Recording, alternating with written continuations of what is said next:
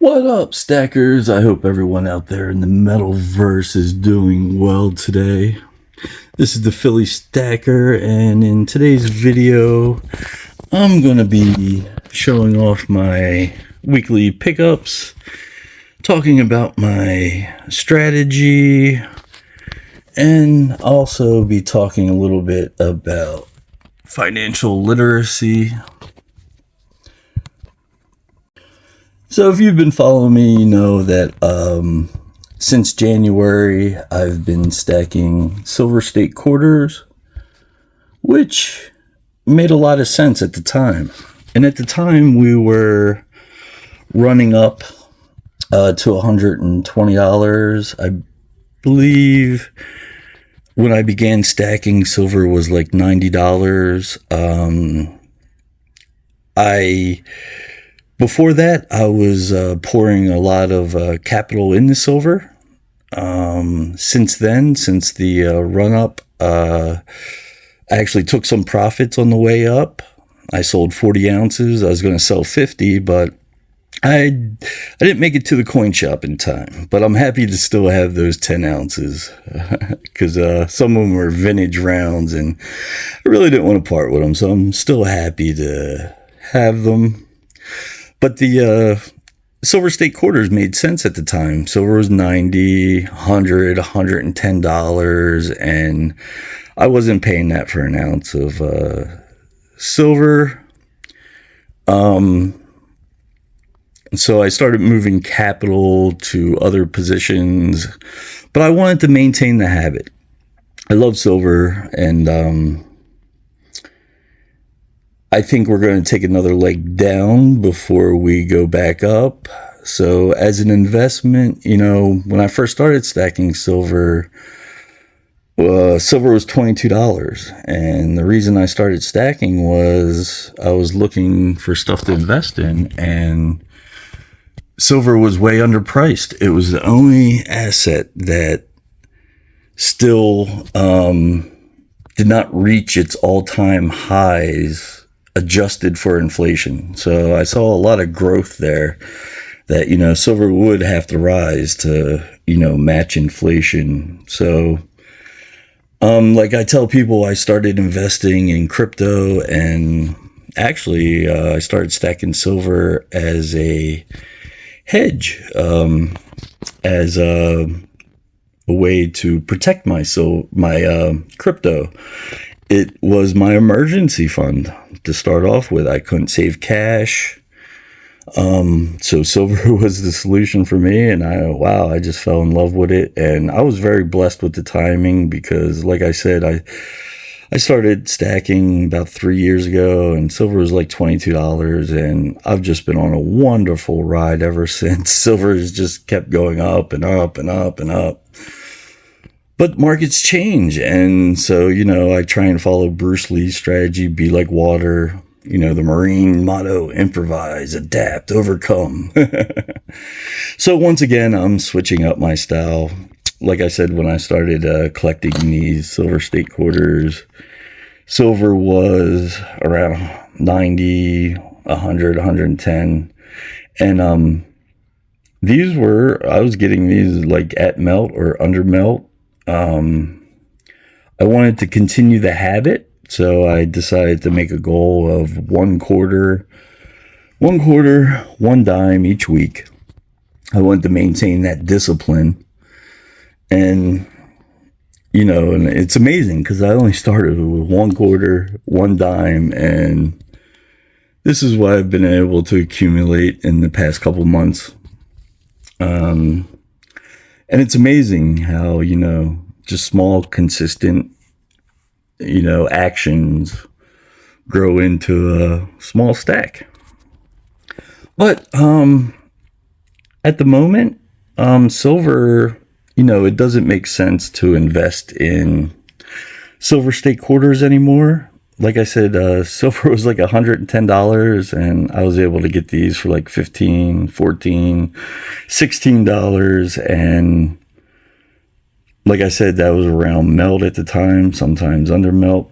And I wanted to keep the discipline, so it made sense. But today, with silver around $75, these things are starting to go for, they're 18, 20, and so financially it just doesn't make sense anymore. So I'm switching up, and I'll be switching to American Eagles.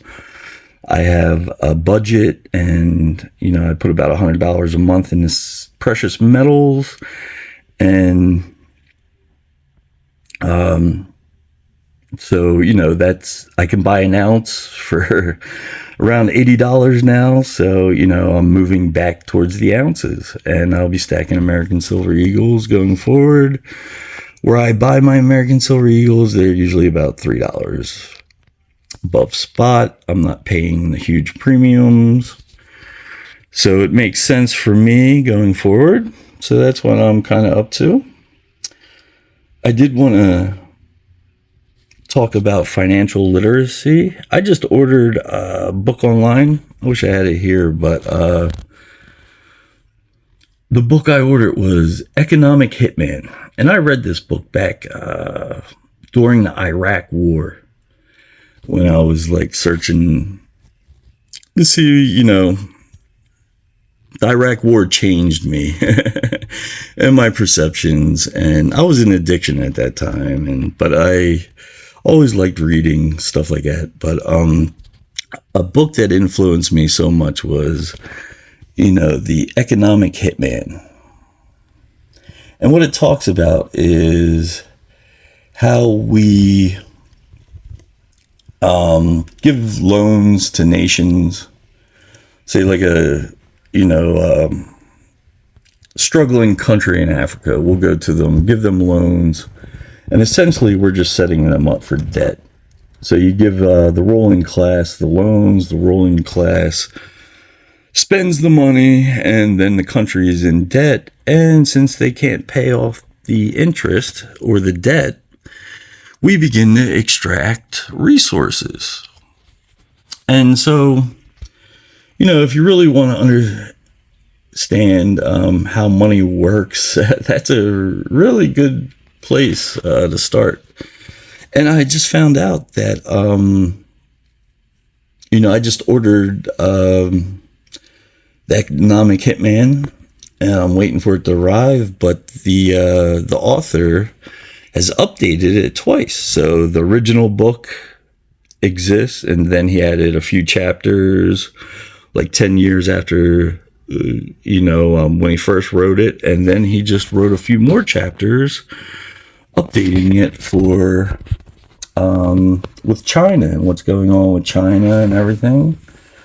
And so I recommend that book highly, because you'll understand how people are trapped, how nations are trapped by debt, but at the same time, you'll see how you yourself are trapped by debt, and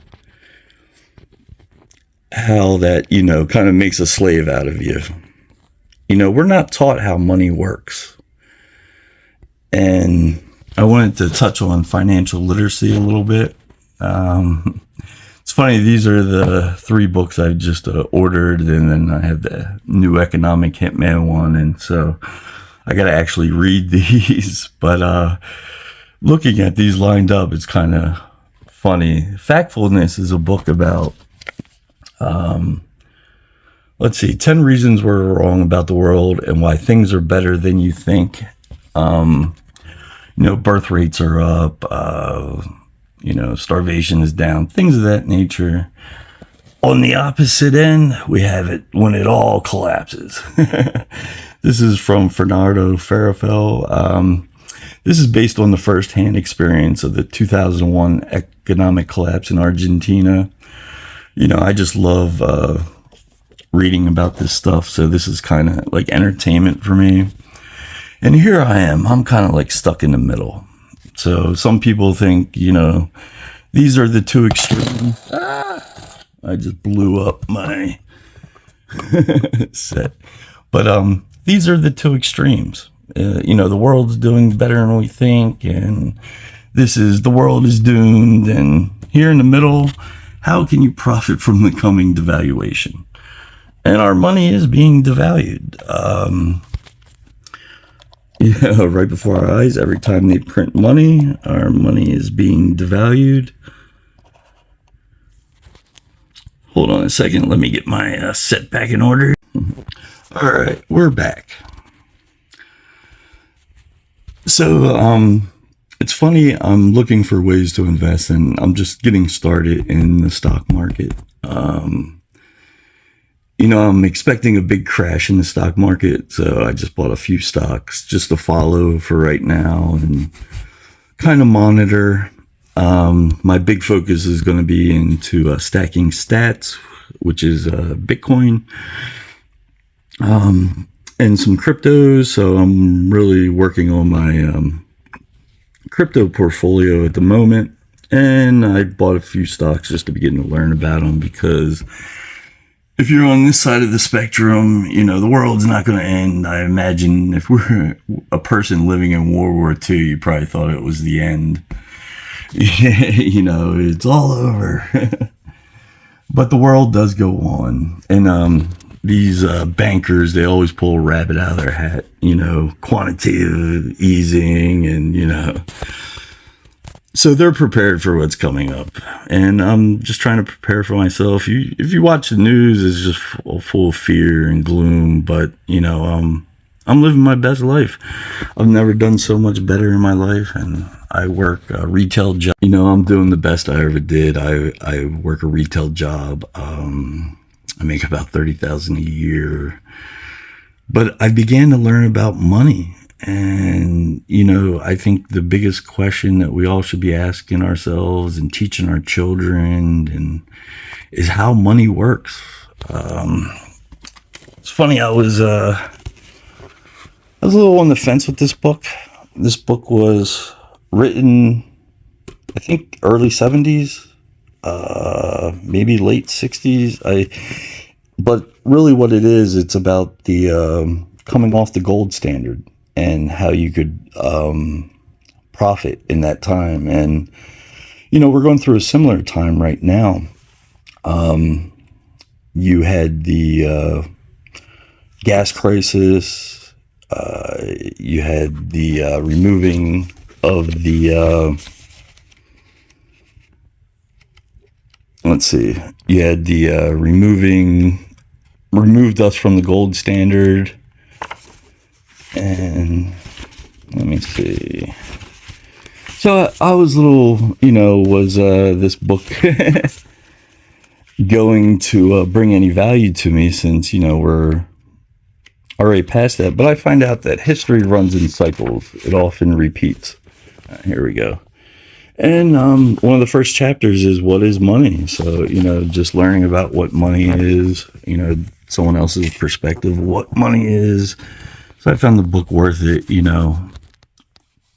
to get things run in cycles. So, I just started reading the first couple pages there. But another reason I got that book was I was born 1974.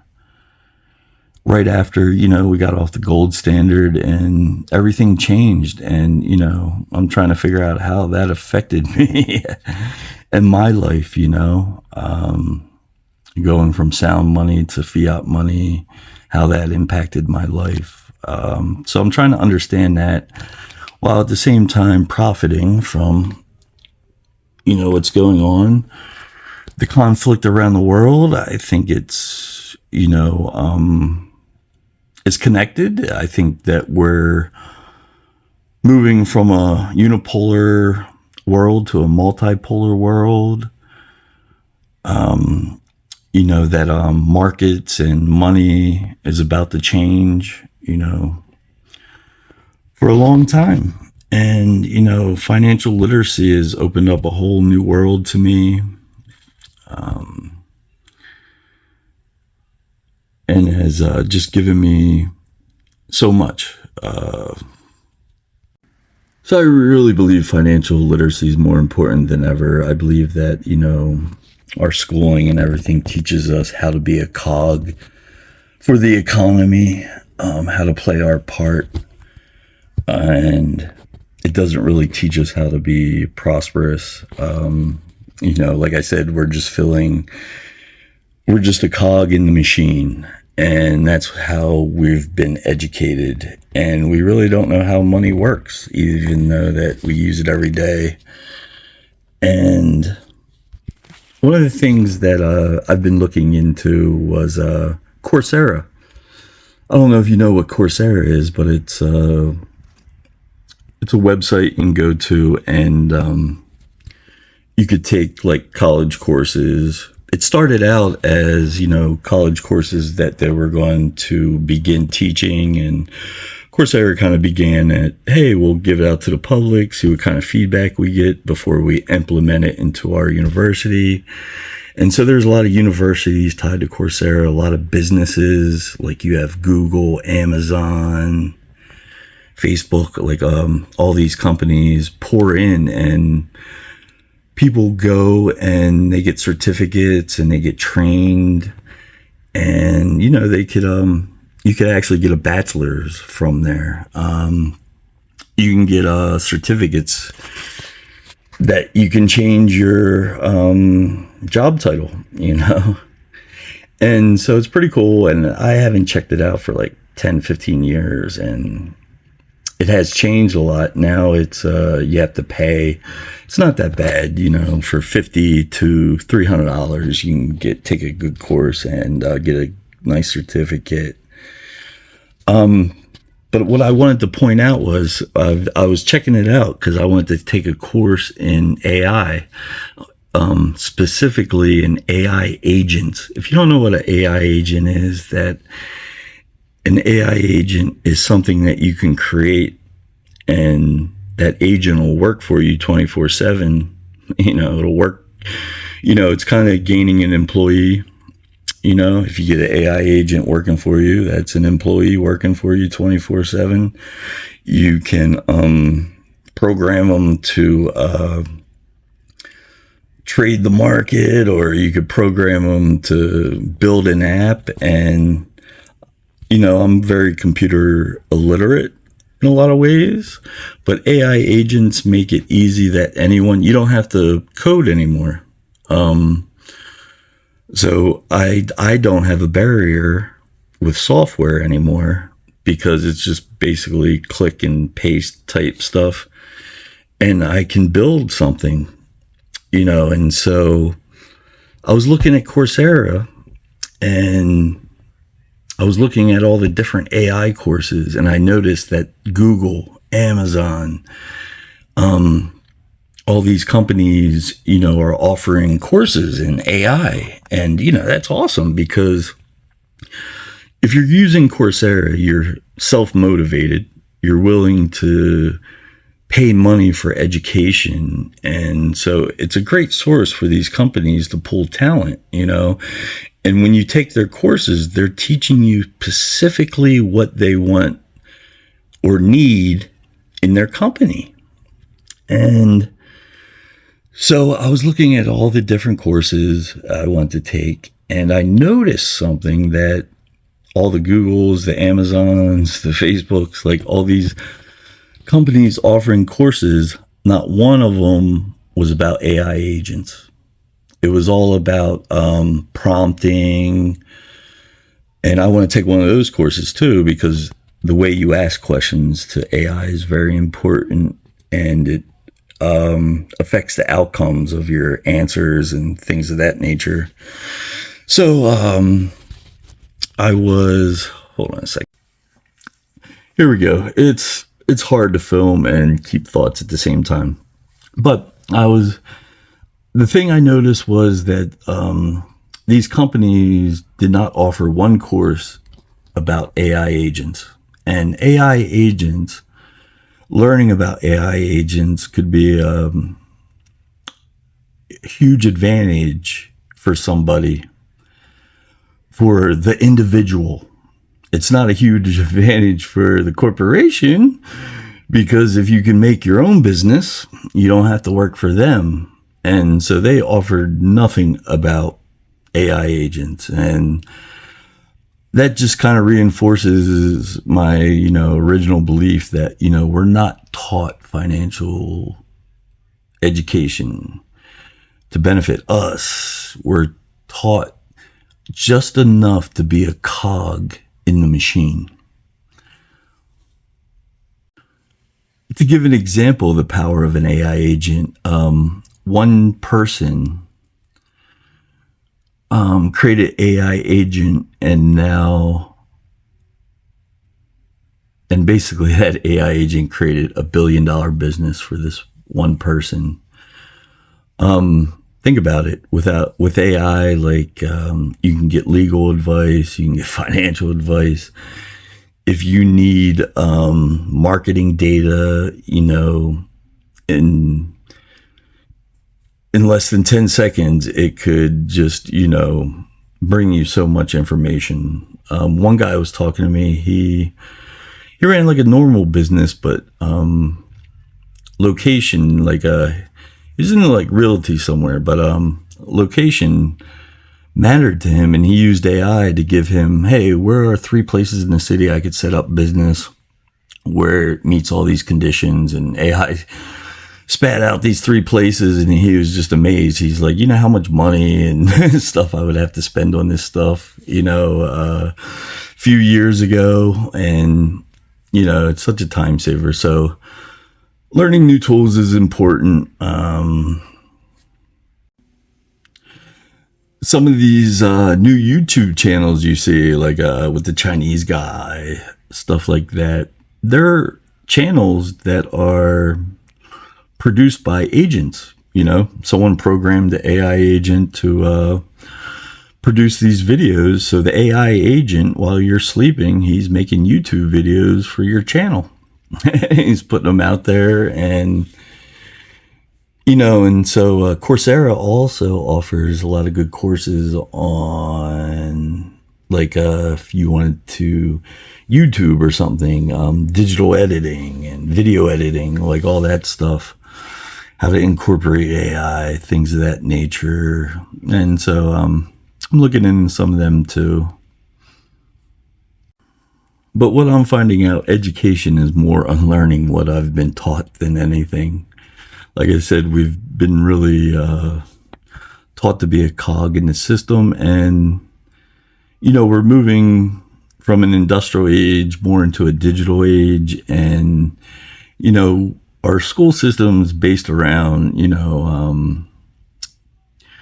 being able to be like middle management, going into a corporation and being an accountant or warehouse manager, things of that nature. But we don't have manufacturing in America anymore, and so those skills are inadequate in this day and age, and we must begin to educate ourselves. When you educate yourself, you have so much more of an advantage over everyone else out there. People don't read anymore. I just saw that, Gen Z? They can't read. Teachers, you go online, you'll see teachers talking, these kids can't read, they can't think. And I worry about that. But if you're someone who's reading, you'll have a huge advantage over them. Books give you so much ideas, and you get the right idea, it'll change your whole life.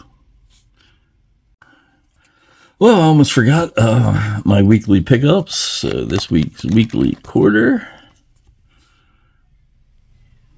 is South Dakota, Mount Rushmore.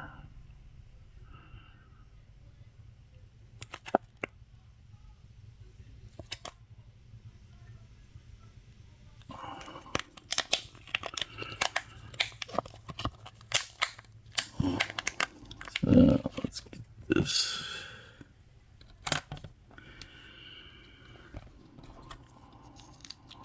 All right, some more time and energy and calculated for the future use. I also picked up this dime. I got here 1942. Was that a S or a D? I can't see. 1942 S. And the highlight of the week, I found this in the Coinstar. So we got a nice Coinstar find. Nice 1959. So this made my week. I've been on a slump with the Coinstar. I was, for a time there, I was killing it. And now it's like far and few in between when I find some silver. Before that, this was my last Coinstar find. So every little bit helps. So along with the quarters, I've also been stacking some cash. I find these little plastic covers are great Jedi mind tricks. These things seem valuable and collectible, so it's harder to spend. But I've been putting in $25 a week starting in January. It's about $25 a week in silver and $25 a week I've been putting away in cash. I just started stacking some smaller bills when I've been researching like economic collapse and stuff.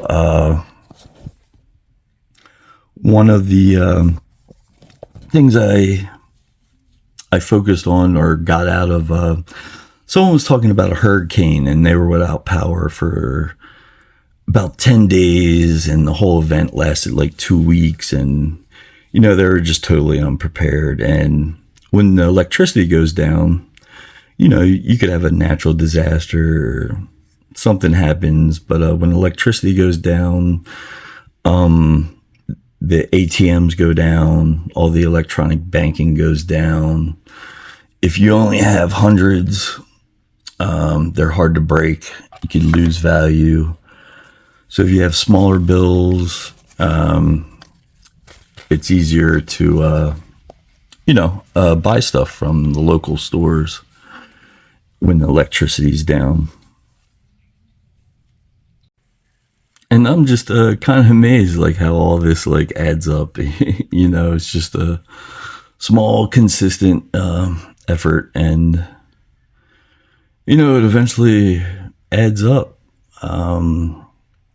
If people aren't investing, I mean, you're just going to get left behind in this world as inflation just continues to crush us. So I'm going to wrap it up here. Hope you got something out of it. And always remember, keep stacking, keep learning. This is the Philly Stacker, and I'm out.